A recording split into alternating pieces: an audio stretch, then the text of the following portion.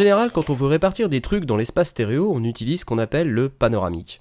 Le panoramique, c'est quoi? C'est en référence au panoramique visuel, quand on prend par exemple une photographie, bah, c'est ce qui se passe dans le champ sonore de gauche à droite. Si on parle stéréophonie, bien sûr, mais si on parle quadriphonie, bah, c'est ce qui se passe devant à gauche, devant à droite et derrière à gauche.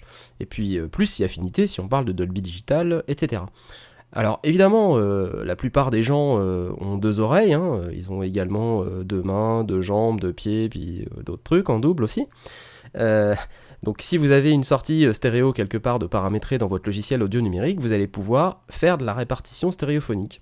C'est un truc important à retenir, c'est que si vous créez une piste vers une sortie qui n'est pas stéréophonique, vous n'allez pas pouvoir répartir grand chose. La preuve ici, j'ai fait une piste audio qui sort vers une sortie mono, et quand j'édite ma voix et que j'essaye d'utiliser le panoramique qui est logé normalement à cette place là, juste au-dessus du fader, j'ai un truc qui m'écrit no panner.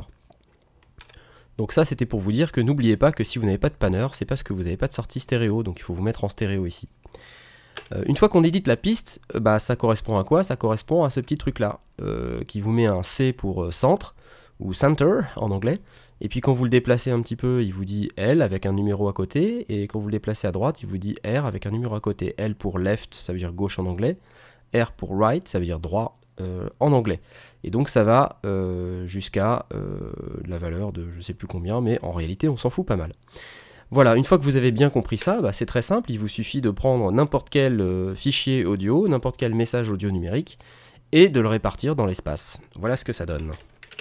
3000 parsecs, Une belle loin chanson. de Pluton, avec les hommes de l'équipage. Donc si j'édite cette voix et que je veux la 3000 répartir dans parsecs, l'espace loin stéréo, de Pluton, voilà ce qui se passe. avec les hommes de l'équipage. C'est tout bête en fait, hein. Et donc je peux le mettre à gauche également. 3000 parsecs, Quelle interprétation. loin de Pluton, Avec les hommes. Voilà. Pour illustrer ce que j'ai dit tout à l'heure à propos du panner et des sorties, si vous avez ici paramétré une sortie surround et que vous éditez votre piste, voilà ce que vous récupérez en guise de panner, le panner surround. Donc vous pouvez vous déplacer dans l'espace ici et vous pouvez augmenter le niveau du volume de caisson de basse. Donc si vous avez tout ça, c'est super. Si vous n'avez pas tout ça, bah ça vous sert à rien. Voilà. Dans la série des trucs qui sont sous notre nez mais qu'on regarde jamais, bah, il y a également les boutons mute et solo. C'est les deux petits boutons qui sont ici, M et S. Et ça, vous allez le retrouver dans n'importe quel logiciel audio numérique. C'est obligatoire, de même que le panoramique d'ailleurs. Le bouton mute, bah, ça sert à rendre muet une piste, et le bouton solo, ça sert à la mettre en solo. Donc bah, le bouton mute, bah, c'est évidemment quand vous appuyez dessus, il n'y a plus de son.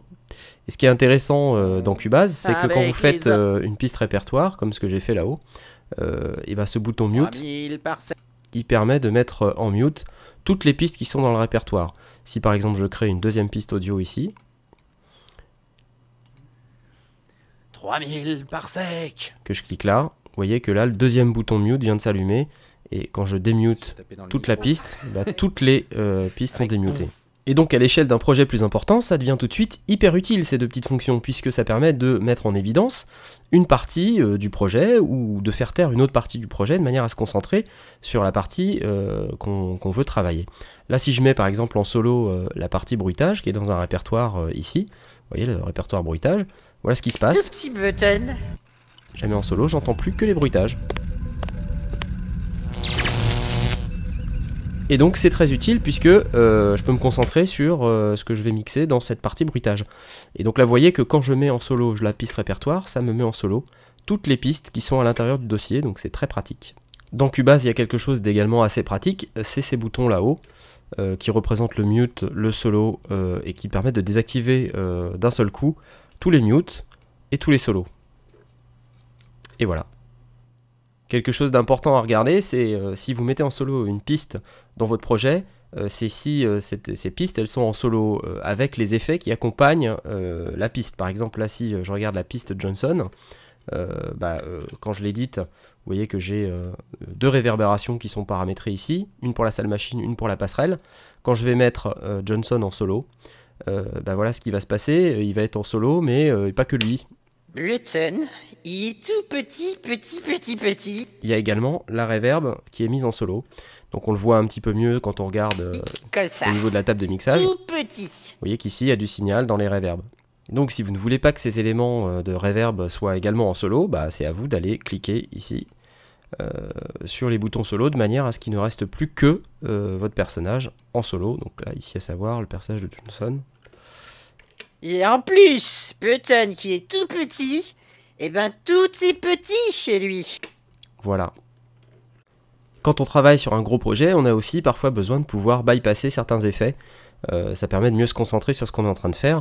Donc là par exemple si je regarde dans les effets d'insert, si j'ai envie de mettre en solo un personnage qui s'appelle l'extraterrestre et que je veux bypasser les effets, j'ai plusieurs moyens de le faire.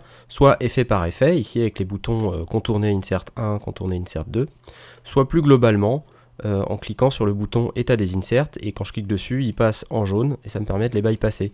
Exemple. Non, lui il est bourré tout court. Donc là j'ai bypassé les deux effets. Certainement pas dans cet état. Ou je peux les bypasser globalement. Comme ça. Non, lui il est bourré tout court. Ça revient exactement au même. Dans un cas on bypasse les effets un par un, dans l'autre cas on les bypasse tous ensemble. Et on peut bien sûr faire la même chose avec les égaliseurs ou avec les effets send, ici. Et c'est la fin de ce tutoriel audio, vous savez plein de trucs maintenant, en particulier que Panoramic, c'est pas un vieil ami d'Astéric ni d'Obélix. Vous savez muter les pistes, les mettre en solo, vous savez bypasser les effets, enfin bref, que demande le peuple. Et si vous avez des questions à propos de ce tutoriel ou tout autre tutoriel, n'hésitez pas à venir sur mon site www.knarfworld.net/audio, poser des questions, poster des commentaires, et un jour j'y répondrai. Adieu.